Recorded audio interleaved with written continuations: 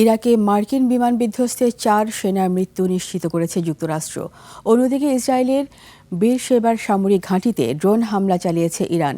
এছাড়া মধ্যপ্রাচ্যের আরেক দেশ ওমানে ইরানি ড্রোন হামলায় প্রাণ হারিয়েছে আরও ২ জন। এদিকে ইরানের স্বাস্থ্য মন্ত্রণালয় জানিয়েছে ২ সপ্তাহের সংঘাতে ইরানে প্রাণ হারিয়েছেন ১,৪০০-র বেশি মানুষ। ওদিকে ইরানের নতুন সর্বোচ্চ নেতা মোস্তফা খামেনির শারীরিক অবস্থা নিয়ে ধোঁয়াশা তৈরি করেছেন ডোনাল্ড ট্রাম্প। নাইম আহমেদের desk report. Lily ultrasoft serum gel, যা গভীর থেকে স্কিনে দেয় ৩ গুণ সিরাম হাইড্রেশন। সিরাম জেল হাইড্রেশনে ব্রাইট থাকো সব সিজনে।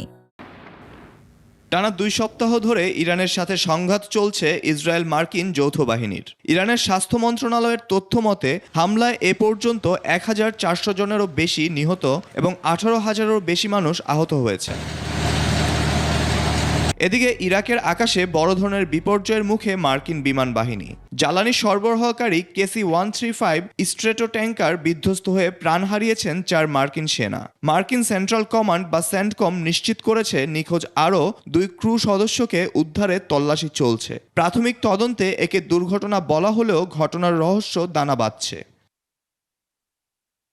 সহিংসতার আঁচ লেগেছে ওমানেও। সেখানে ড্রোন বিধ্বস্তে নিহত হয়েছেন ২ বিদেশি নাগরিক। উদ্ভূত পরিস্থিতিতে বিশ্ব নেতারাও বিভক্ত। জার্মান চ্যান্সেলর ফ্রিডরিখ মের্জ সাফ জানিয়ে দিয়েছেন ইরান যুদ্ধে অংশ নেবে না বার্লিন। এমনকি হরমুজ প্রণালীতে নৌ নিরাপত্তায় কোনো সামরিক সহায়তা দিতেও নারাজ জার্মানি।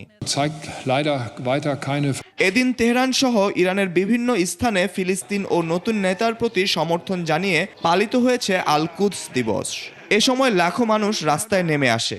সাধারণ মানুষের এই শান্তিপূর্ণ র্যালিতেও হামলা চালিয়েছে তেল আবিব। এই হামলায় প্রাণ হারিয়েছে অন্তত ১ জন। এমন অস্থিতিশীল পরিস্থিতিতে ইরানের নেতৃত্ব নিয়েও শুরু হয়েছে জল্পনা।